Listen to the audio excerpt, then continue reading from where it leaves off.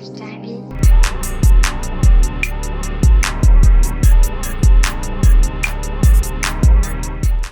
do you think about the character of Weems as a director, editor, musician, any of the crew positions? As a director, I think she's a great character because she's the type of character that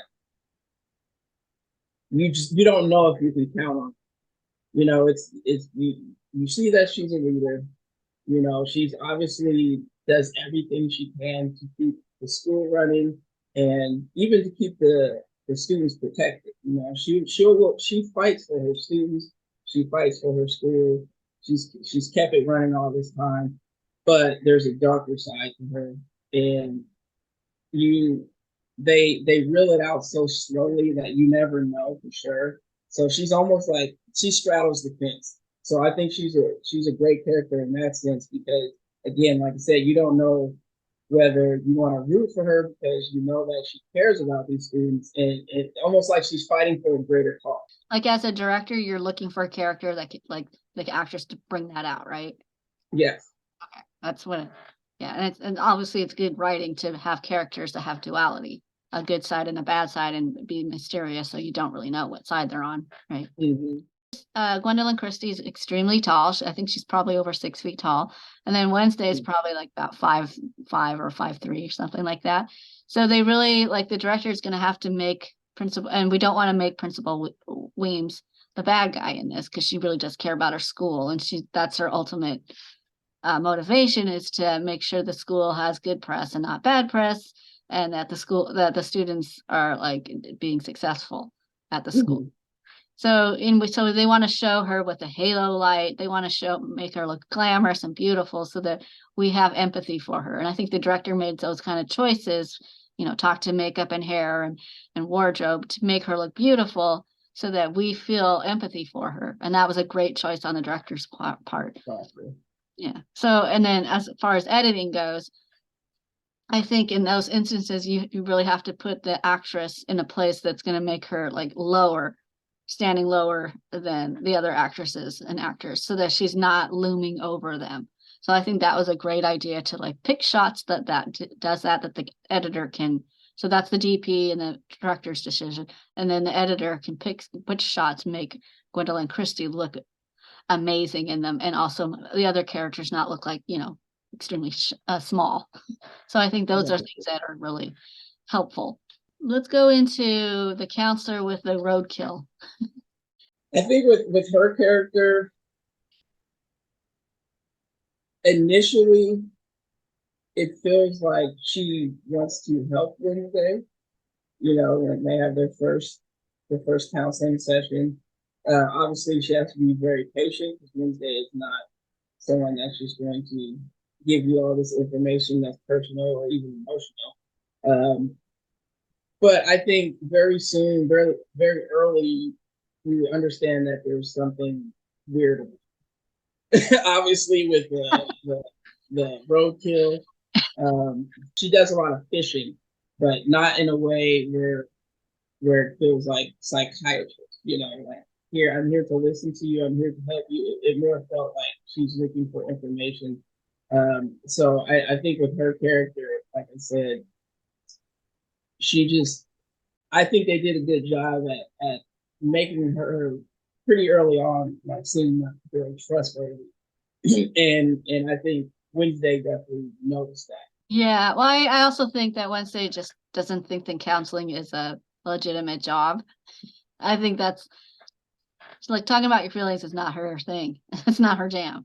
So she's not going to be trusting somebody that chooses that as a job, and especially somebody that thinks that they can counsel her. So, what I like about that character is that she just seems so innocent and so good natured at the beginning that you're rooting for her to like finally get a backbone and say no to Wednesday, but she never really does. She just kind of huffs around and doesn't. I mean, eventually there's a scene where the tables are turned, but at the very beginning, she just seems kind of like a pushover to me, and I just like that. It was an ingenious way to portray her. So she's not like putting Wednesday in her place. She's just letting Wednesday call the shots pretty much. Like, I'm done with counseling, I'm leaving. I think that was a Yeah. genius way so that we have empathy for that character. And so that we're like, oh, why is Wednesday being so mean to her? She's just doing her job. But at the same time, you're thinking, well, I would leave too, because that's just, this is not, that's, I don't have time to talk about my feelings with you. I have to go solve a crime. So, Yeah. Yeah. um, so I think that that was a good way to have that conflict set up in those scenes. Wednesday being all about her needs, and then the counselor really wanting to reach Wednesday and not being able to. So I think that was a good way to do it, and also showing that the counselor really does love her job and wants to help people, and she really does feel that by sharing information, that you're going to get something back in return. That the patient is going to have some kind of revelation and get better. But of course, she's met her match with Wednesdays. They did make her seem really sweet, and I guess an effort of her job. I did feel like she was being genuine initially. You know, she really seems like she wants to reach Wednesday.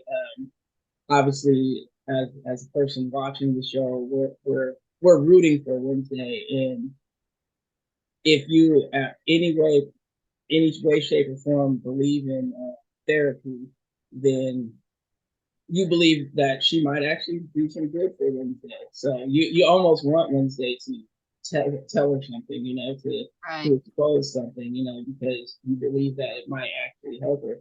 And I think it was her second session. She actually sits through the entire session, you know, and Yeah, she that's true. mentioned to her like, "Hey, you made it to the end," you know, like Yeah. so that Okay. makes you kind of feel like it's moving in a positive direction with their relationship. Xavier, what do you think about him just showing up at convenient times when Wednesday's finding clues? What do you think about that? It's definitely one of those things. I think the director he's looking to, since this is a mystery and Wednesday is working on, you know, in her detective mode. The director's job is to take the audience in all sorts of directions. You know, so you can never just sit on one thing and be like, oh, okay, it's got to be this person, because then what's the point of watching the show? So I think it was a really good choice to use him because his character in general was just so, he's mysterious. You know, there's a lot of interactions he has with Wednesday. A lot of times when she catches him doing things, and it's just like, what is he doing? Why is he doing this? And then, like you said, him conveniently always popping up at the right time. It was a good way for the audience to point fingers. You know, it's got to be him. It's got to be him. Yeah. Because why is he always there? So I think they did a really good job Yeah. utilizing him that in that way. Yeah, I agree. Like the director did a really good job of creating this creepy feeling that we get when he just shows up when she sees footprints that are changed from an animal to a human in the mud, and like, oh, like they're in the middle of nowhere. Well, how did Xavier know to be here? Like, and he just seems like he came out of thin air and just was standing next behind her. It's kind of like that, like creepy stalker feeling that you get. And that was good Mm-hmm. for him to be for good in that way. So he becomes a suspect immediately. And you're like, but it seems really predictable that he would end up being the monster because like he's showing up in all the right spots and like that would be too Yeah. easy. So I think that was good that the writer and the director and everybody decided early on who that he was going to be not only a possible love interest for Wednesday, but that he was also going to be somebody that's just very curious about what she's up to. And as you were saying, it would be way too obvious for it to be him. But I think the way they put him out there and all those different scenes, I think it still made you wonder, like because of how it would always be so convenient, and because I think his facial expressions mimic Wednesday's a lot. You know, he was pretty straight faced in most of the time as well. Like he wasn't walking around smiling or anything. Like his clothes were not as dark as hers, but it'd be like darker blues and stuff Grays and like that, browns. and grays. Like so, he was, like I said, the whole mysterious thing. So even though you're like, okay, it can't be him because they keep putting him in the face, but then it was like maybe it is him, you know. So I think it was they did a really good job making it obvious that's not him, but still making you curious, like, could it be him? Yeah. And I also think the writing was good as far as like making it seem like, yeah, he has ulterior motives for being there.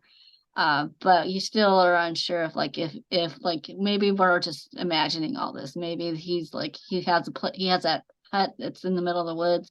Maybe he's on his way there, and then he sees Wednesday. You know, there's an explanation that could be made for every time that he ends up showing up out of nowhere.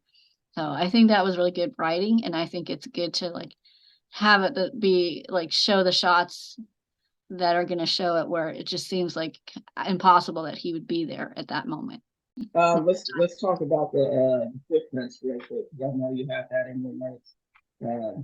When he shows up when it's raining, and Wednesday's had just seen the monster, and she saw the footprints, and she wants to show him the footprints because no one believes her, and so she wants to show like I have proof, And then the mud washes or the rain washes the footprints away, and he's just like, I'm trying to believe you, but like you just have no proof. And every time I turn around and you try to show proof, it It never washes away. Yeah. it washes away. And it was a great metaphor, it always washes away.